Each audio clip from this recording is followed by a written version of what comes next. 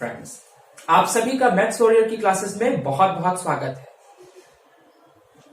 नामुमकिन नाम की चीज, यही सोचना ही नामुमकिन गलत है।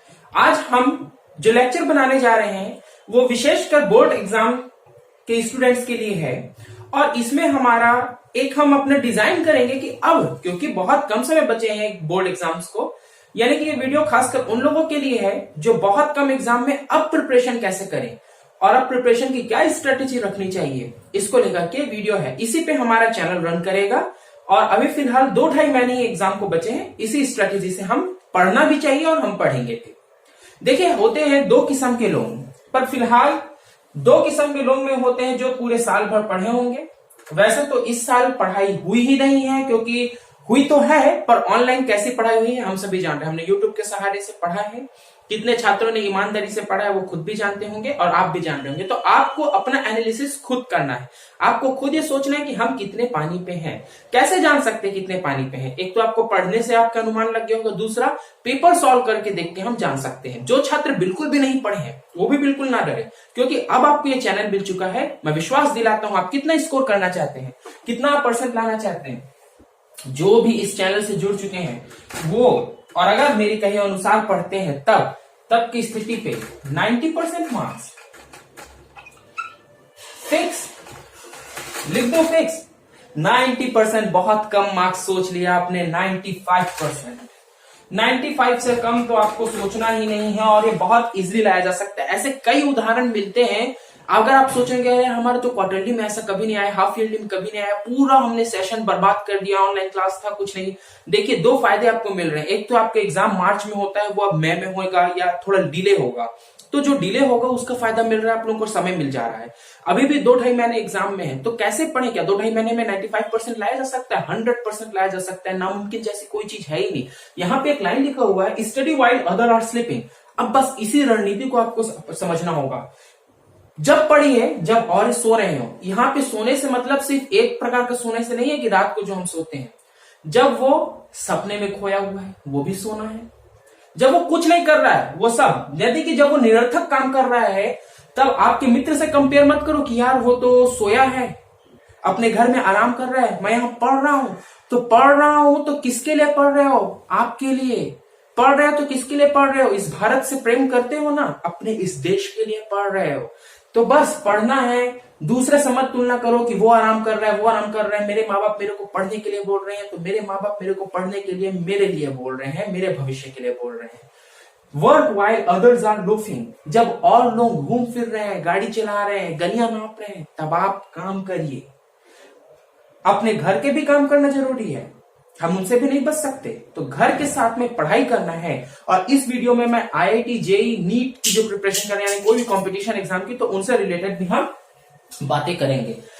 Prepare while others are playing. जब दूसरे खेल रहे हैं, क्रिकेट खेल रहे हैं, हॉकी खेल रहे हैं, बास्केटबॉल खेल रहे हैं, चेस खेल रहे हैं या कुछ और खेल रहे हैं, तब आपको प्रिपेयर करना है, रेडी रहना है, पढ़ाई करनी है, जूझ कर पढ़ाई करनी है। अगर आपका लक्ष्य पढ़ाई, देखिए मैं खेल से विरोध नहीं करता, खेल भी बहुत अच्छी चीज है, जरूरी है, व्यायाम जरूरी है, पर कितना? एक सीमित मात्रा में, दूसरों को देख के खेलने के लिए, क्योंकि वो खेल रहे हैं मुझे खेलना है इसलिए नहीं। आपका एक समय होना चाहिए कि हमें सुबह 1 घंटे खेलना है, या एक खेलना नहीं है तो कोई एक्सरसाइज, बहुत जरूरी है एक्सरसाइज। अगर एक्सरसाइज नहीं करेंगे तो पूरा दिन आप जो काम करेंगे वो व्यर्थ जाएगा।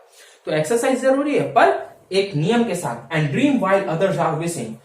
और जब लोग भगवान से प्रार्थना कर रहे होंगे कि हे भगवान मुझे 95% दिला देना, तब आपको ड्रीम करना है, सोचना है कि मैं क्यों पढ़ रहा हूं। मैं IAS बनने के लिए पढ़ रहा हूं, या कोई सॉफ्टवेयर कंपनी में कंप्यूटर साइंस इंजीनियर बनने के लिए पढ़ रहा हूं, या मैकेनिकल इंजीनियर बनने के लिए पढ़ रहा हूं, या मुझे आर्मी में जाना है, या मुझे पुलिस की वर्दी पहननी है, राष्ट्र की सेवा करनी है। किस लिए पढ़ रहे हैं? उस लक्ष्य को देखिए, उसके सपने संजोइए, और जब उसे संजोएंगे तो एक एनर्जी फ्लो करेगी, उस पॉजिटिव एनर्जी को लेकर के फिर से पढ़ने बैठ जाइए। आइए अब बढ़ते हैं अपने विषयों के। मैथमेटिक्स, फिजिक्स, केमिस्ट्री, बायोलॉजी और लैंग्वेजेस, ये 4 सब्जेक्ट्स होते हैं। एक्चुअली हमें 95% गेन करने के लिए कुछ चीजें अपने दिमाग में बैठानी होगी। बचे हैं बहुत कम समय, 2-2.5 महीने बस बचे हुए हैं, तो कैसे पढ़ेंगे? देखिए, आपको सबसे पहले बतला दूं कि अभी हम सिर्फ 12th बोर्ड को फोकस कर रहे हैं। इसके बाद अगली वीडियो IIT JEE को लेकर के भी हम बना देंगे, या नीट की जो प्रिपरेशन कर रहे हैं उनको लेकर के भी एक वीडियो अलग से बना दी जाएगी। पर फिलहाल अभी 12th बोर्ड को लेकर के हम बात कर रहे हैं, तो 12th बोर्ड में कैसे पढ़े इसको लेकर के जब हम देखेंगे, तो मैथमेटिक्स से बात शुरू करता हूं मैं। जो बायो वाले हैं उनका थोड़ा लास्ट में नंबर आएगा। बहुत छोटा वीडियो होगा, वीडियो को आज तक देखिएगा, काम का वीडियो है। मैथमेटिक्स की जब हम बात करते हैं, मैथ्स की बात करते हैं, तब क्या होता है? मैथ्स देखिए, होता यह है कि मैथ्स में कोई ऐसा रटने वाला चीज तो होता नहीं है। इसे बनाने से तो प्रैक्टिस मांगता है, यानी कि ये थोड़ा टाइम कंज्यूमिंग होगा।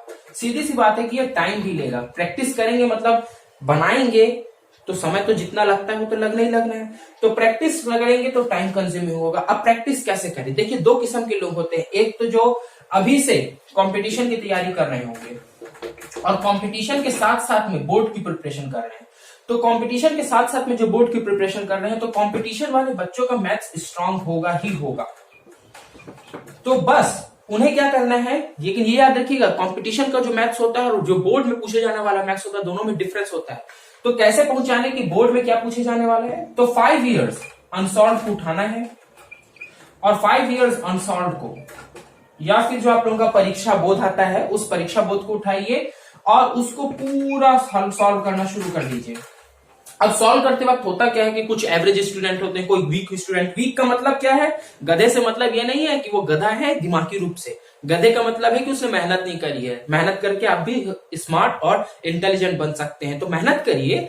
अगर आपको से क्वेश्चंस नहीं बनते, भाई जहां हमने परीक्षा बोर्ड का पन्ना पलटना शुरू किया, 2 पन्ना बना, तीसरा पन्ना नहीं बन रहा है, तो हम हताश हो जाते हैं उस चैप्टर में।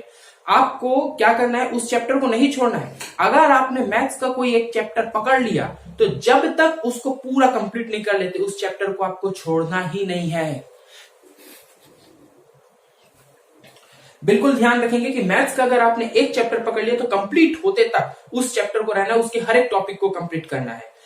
अब जब ये कंप्लीट हो गया अपना, तो देखिए यार, आपको मैं बोल रहा हूं क्या पढ़ने के लिए, सबसे पहले 5 इयर्स को पढ़ने के लिए बोल रहा हूं। और 5 इयर्स बनाते वक्त जब डाउट है तो बुक खोल के आप देख लीजिए। ये कौन से स्टूडेंट्स के लिए है? वो स्टूडेंट्स जो अभी तक नहीं पढ़े हैं, वो पहले ऐसा करेंगे। पर जो पढ़ के रखे हुए हैं वो तो बुक से भी सॉल्व कर सकते हैं, पर बुक सॉल्व करते वक्त अब उन्हें स्ट्रेटेजी में थोड़ा बदलाव लाना होगा। अगर आप सोचेंगे कि इन 2 महीने में मैं तो पूरा पढ़ के बैठा हूं, 2 महीने में क्या पूरा बुक बना लेंगे? इतनी मोटी बुक है आपकी मैथ्स की, तो पूरी मैथ्स की बुक आप 2 महीने में बना सकते हैं। कितने भी स्मार्ट इंटेलिजेंट स्टूडेंट हो, कोई भी हो यार, कोई भी 2 महीने में वो पूरी बुक को फिर से नहीं बना सकता। क्योंकि सिर्फ मैथ्स नहीं पढ़ना है ना, हमको फिजिक्स भी पढ़ना है, केमिस्ट्री भी पढ़ना है, फिर हिंदी, इंग्लिश या कोई लैंग्वेज आपने ली होगी, संस्कृत या कुछ और भी, कंप्यूटर वगैरह जो भी लिया होगा वो भी पढ़ना है। अब उसके साथ साथ में ये पढ़ना थोड़ा मुश्किल लगता है, तो इसलिए सभी को स्मार्ट वर्क करना होगा। स्मार्ट वर्क क्या होता है कि आपको आपने मैथ जितना पढ़ना था पढ़ लिया, जिन्होंने कुछ नहीं पढ़ा उनके लिए भी कोई निराशा की बात नहीं है। अब तो होशियार, नहीं पढ़ने वाला, आधा पढ़ा हुआ, सब एक ही काम करेंगे। आप अपने 5 इयर्स क्वेश्चन पेपर को निकालिए, गाइड को निकालिए और उनसे क्वेश्चंस बनाना शुरू करिए। जहां पे क्वेश्चन नहीं बनता है वहां से बुक खोलिए। और वैसे हम आपको वीडियो लेक्चर प्रोवाइड कराने वाले हैं, तो वीडियो लेक्चर हमारे चैनल को सब्सक्राइब कर लीजिए। सबसे पहली बात, जो चैनल में न्यू है चैनल सब्सक्राइब कर लीजिए। और आप व्हाट्सएप ग्रुप से जुड़े हुए हैं, व्हाट्सएप ग्रुप में डाउट शेयर करिए, वहां पे आपके डाउट्स क्लियर किए जाएंगे, तो ये आपको एक बेनिफिट मिलेगा। तो मैथ्स के लिए तो एक ही चीज है कि प्रैक्टिस नीडेड होता है, ज्यादा से ज्यादा प्रैक्टिस करिए। किसको प्रैक्टिस करना है? सबसे पहले 5 इयर्स। 5 इयर्स में डाउट आने पे बुक ओपन करना है, उस टॉपिक को पढ़ना है, उस टॉपिक से रिलेटेड और क्वेश्चन पढ़ना है। अब 5 इयर्स पढ़ लिया तो क्या करना है? जब आप 5 इयर्स पढ़ लेंगे ना पूरी तरह से, तब आपको अनुमान लग जाएगा कि पेपर कैसे आता है, पेपर कैसे पूछा जाता है, किस टाइप के क्वेश्चन पूछे जाते हैं। फिर आप बुक खोलिए और जो पहले से पढ़ चुके हैं जितनी भी टॉपिक्स, उन टॉपिक्स को और स्ट्रॉन्ग करिए। और उस टॉपिक से अगर क्वेश्चन पूछे जा रहे हैं बोर्ड्स में, तो उसको तो एकदम बेस्ट से बेस्ट कर लीजिए। बस यही करना है। और बाकी आप कुछ हमारे चैनल पे छोड़ दीजिए, क्योंकि ऐसी वीडियोस और भी भविष्य में आती रहेंगी। अभी हम IIT JEE को लेकर नहीं बता रहे, इसके लिए भविष्य में अभी एक और वीडियो बना दीजिए, क्योंकि यही वीडियो लॉन्ग होगा। फिजिक्स के लिए कैसे करना है? फिजिक्स में आते हैं, देखिए फिजिक्स में आपका जब आप कंपटीशन देंगे, तो कंपटीशन में थ्योरम नहीं पूछे जाते, लेकिन जब हम बोर्ड्स में बैठते हैं तो थ्योरम पूछे जाते हैं, कुछ लॉजिकल क्वेश्चन पूछे जाते हैं। लॉजिकल क्वेश्चन भी इनडायरेक्टली थ्योरम पे ही डिपेंडेंट रहते हैं, यानी कि थ्योरम से कुछ फॉर्मूला निकलता है, उस फॉर्मूला से क्वेश्चन पूछ दिए जाते हैं। और दूसरा आता है न्यूमेरिकल। न्यूमेरिकल तो चलो आपका IIT JEE में भी पूछा जाता है, तो जो IIT JEE की प्रिपरेशन कर रहे हैं या नीट की प्रिपरेशन कर रहे हैं, उनका न्यूमेरिकल क्वेश्चन स्ट्रॉन्ग होगा ऐसे मैं मानता हूं, तो उनको बेनिफिट मिल सकता है। पर जो IIT JEE की प्रिपरेशन कर रहे हैं उनका थ्योरम पोर्शन वीक होगा, क्योंकि वो थ्योरम वगैरह नहीं पढ़े होते, फॉर्मूला रट के सीधा न्यूमेरिकल में अप्लाई करते हैं, तो थ्योरम स्ट्रॉन्ग करना पड़ेगा। तो आप लोगों को मुख्य रूप से थ्योरम, अब आप इतना समय नहीं बचा कि हम सब थ्योरम पढ़ सके, तो कौन सा थ्योरम? जो 5 इयर्स यानी कि PYQ PYQ मतलब प्रीवियस ईयर क्वेश्चन। तो जो 5 साल के प्रीवियस ईयर क्वेश्चन है उन्हें ही आप लोगों को निकालना है। उसमें जो क्वेश्चन पूछे गए हैं बस उतने ही थ्योरम्स को पहले करना है। अगर फिर भी समय बचता है, जो नहीं बचने वाला है, तो अगर फिर भी समय बचता है तो अगर आप पहले से पढ़ के रखें तो अलग बात है। बाकी अगर आप पहले से पढ़ के रखें, देखिए फिजिक्स की इतनी मोटी बुक है, उसमें ना जाने कितने अनगिनत थ्योरम्स और न्यूमेरिकल्स दिए हुए हैं, क्या सबको पढ़ेंगे? अगर आप पहले से पूरी बुक भी निपटा चुके हैं ना, 2 बार 3 बार रिवाइज भी कर चुके हैं ना, तब भी वो विद्वान छात्र भी इन 2 महीने में पूरी बुक नहीं पढ़ेगा। वो क्या करेगा, वो 5 इयर्स को, और अगर पढ़ लिया ना, याद रख लिया तो अलग बात है, बाकी याद नहीं रहने वाला है। वो जो पूरी बुक कई बार पढ़ा है वो कम परसेंट लाएगा आपकी अपेक्षा। अब आपको थोड़ा स्मार्ट वर्क करना है। आपको करना है कि आपको 5 इयर्स क्वेश्चन को सबसे पहले लेना है। उसमें जितने थ्योरम्स पूछे गए हैं उनमें से एक भी थ्योरम को नहीं छोड़ना है। सब थ्योरम को घोल बना के पी जाना है, रटना है। अगर समझ में ना आए तो वैसे समझ में आएगा, क्योंकि वीडियो लेक्चर्स आपको हमारे चैनल में प्रोवाइड कराए जाएंगे। चैनल सब्सक्राइब कर लीजिए, और डाउट आने पे हमारे पास है। तो इसमें आपको थ्योरम स्ट्रॉन्ग करना है। थ्योरम से रिलेटेड जो लॉजिक आते हैं वो लॉजिक स्ट्रॉन्ग करना है। लॉजिक कैसे जाने की, कौन सा पूछा जाएगा एग्जाम में, तो देखिए आप लोगों के बुक के पीछे में लॉजिक दिया होता है। तो जो थ्योरम आप पढ़ रहे हैं ना, उसी थ्योरम के रिलेटेड जो लॉजिक जो पूछे गए 5 इयर्स में, उनको तो करना ही है। उसके छोड़ जो आईएमपी लॉजिक वो हमारे लेक्चर्स में आपको प्रोवाइड करे जाएंगे, व्हाट्सएप ग्रुप में दे दिए जाएंगे। न्यूमेरिकल कैसे करने हैं, न्यूमेरिकल्स कैसे आते हैं भाई, तो न्यूमेरिकल इन्हीं थ्योरम से जो फॉर्मूले उत्पन्न होते हैं ना, उन्हीं से न्यूमेरिकल आते हैं। अगर आपने थ्योरम अच्छे से पढ़ लिया तो फॉर्मूला आपको याद हो जाएगा, क्योंकि एक थ्योरम जो होता है ना अपना, जो बोर्ड में पूछे जाते हैं वो बड़े बड़े थ्योरम या छोटे छोटे थ्योरम, तो उनमें कई फॉर्मूले ऑलरेडी इंक्लूडेड रहते हैं। यानी कि अगर आपने थ्योरम पढ़ा है तो आपने बुक के लगभग अधिकांश फॉर्मूले याद किए होंगे, तभी आपने वो थ्योरम बनाना सीखा है। तो आपको न्यूमेरिकल के लिए कोई विशेष मेहनत नहीं करनी है, आपको फॉर्मूला याद होना सबसे ज्यादा जरूरी। बाकी न्यूमेरिकल आपके बोर्ड में एकदम डायरेक्ट वाला पूछा जाता है, मतलब बस फॉर्मूला लिखो और पुट करो और आ जाता है आंसर। अब आ जाते हैं केमिस्ट्री में। केमिस्ट्री में होता है भाई इनऑर्गेनिक, ऑर्गेनिक। तो एक पोर्शन को तो आपको रटना पड़ता है और एक पोर्शन को आपको समझना पड़ता है। समझने वाला पोर्शन कौन सा है आप समझ गए होंगे। और जो एथेनॉल सेथेनॉल होता है, तो देखिए केमिस्ट्री में क्या है ना कि 11th का बेस स्ट्रांग होना जरूरी है। अब जिनका 11th स्ट्रांग नहीं है तो वो समय तो नहीं रहा कि अब 11th को स्ट्रांग करें, तो कैसे करें, छोड़ दे क्या? नहीं, देखिए जो आप रट सकते हैं, बहुत गलत चीज बोल रहा हूं पर सच्चाई है और इसको स्वीकारना होगा कि जो आप रट सकते हैं उसे रटिए, जो समझ सकते हैं उसे समझिए, जो समझ आ जा रहा है समझ लीजिए। जो सिर्फ 12वीं पे है या आपने 11वीं में कहीं उसको पढ़ लिया होगा खुदा न खास्ता, तो वो समझ आ जाएगा, तो समझिए और याद करिए और बार बार ये बनाइए, क्योंकि ये भी थ्योरम है। आपको बतला दूं, एक जैसे दिखने वाले कई थ्योरम होते हैं, नाम में बहुत कंफ्यूजन होता है। पूछा कुछ जाता है, हम लिख के कुछ आ जाते हैं। पूछा कुछ गया है क्वेश्चन में और पूछा गया है राम के बारे में, हमने लिख के आ गया रमा के बारे में। पूछा गया है राम के बारे में, हमने लिख के आ गया रमा के बारे में, ये मेल था ये फीमेल है, तो ऐसी गलती होती है। पूछा जाता है वो बहु दिखने वाला कोई दूसरा थ्योरम को हम लाभ के आ जाते हैं। फिजिक्स में भी ऐसी होता है। तो क्वेश्चन को भी बहुत गौर से पढ़िए। जब पढ़ रहे हैं ना तो इस चीज को ध्यान देके पढ़िए कि हम क्या पढ़ रहे हैं, क्योंकि एग्जाम में वही लिख के आना है। और एग्जाम में कैसे करेंगे, जैसे ऐसा क्वेश्चन आ गया जो हमने उसी से सिमिलर क्वेश्चन पढ़ा है पर वो नहीं पढ़ा है, तब वो एग्जाम के समय बताया जाएगा अगले वीडियो में। फिलहाल आपको केमिस्ट्री में क्या करना है कि 11th का बेस स्ट्रांग नहीं है, तब के टॉपिक में आप टॉपिक वाइज पढ़िए। और जहां आपको लगता है कि ये टॉपिक बहुत बार 5 ईयर क्वेश्चन में पूछा गया है और ये मुझे समझ में भी नहीं आ रहा है, ये मुझे समझ में भी नहीं आ रहा है, तब क्या करना है, तब आपको उसका जो 11th होगा, 11th की बुक खोलिए या यूट्यूब से चैनल से कुछ निकालिए या फिर हमको व्हाट्सएप ग्रुप में मैसेज करिए, यूट्यूब चैनल में कमेंट बॉक्स में मैसेज करिए, हम आपको समझाएंगे। और जहां तक रही बात केमिस्ट्री की, तो जितना हो सकेगा लेक्चर प्रोवाइड कराया जाएगा, पर केमिस्ट्री की पूरी गारंटी तो हम नहीं ले सकते। केमिस्ट्री अभी हमको नहीं लग रहा है कि हम करा पाएंगे। आ जाते हैं बायोलॉजी में। बायोलॉजी के देखिए क्या करना होता है। बायोलॉजी में सबसे में होता है डायग्राम, जितना डायग्राम। अच्छा हाँ, केमिस्ट्री में एक और बात, केमिस्ट्री में आप कुछ लिखे ना लिखे, केमिकल रिएक्शन, केमिकल रिएक्शन जरूरी है, ठीक है। तो ये बात ध्यान रख दीजिए भाई। और केमिकल रिएक्शन भूल जाते हैं तो क्या करिएगा कि एक जो हर एक जो भी केमिकल रिएक्शन आपको मिल रहा है, तो वो केमिकल रिएक्शन को कम से कम में 10 बार, जी हाँ 10 बार लिखना है तुरंत। जब आप पढ़े उसी वक्त रफ पन्ना निकालिएगा और 10 बार उस केमिकल रिएक्शन को लिखिएगा। ऐसा नहीं कि ऐसे बस लिखते जाना है देख देख के, नहीं, उसे ध्यान पूर्वक देखना है कि हम क्या लिख रहे हैं और क्या है, उसे दिमाग में बैठाने की कोशिश करना है। केमिकल रिएक्शन केमिस्ट्री के लिए बहुत जरूरी हो जाता है। अगर आपने कुछ नहीं लिखा है और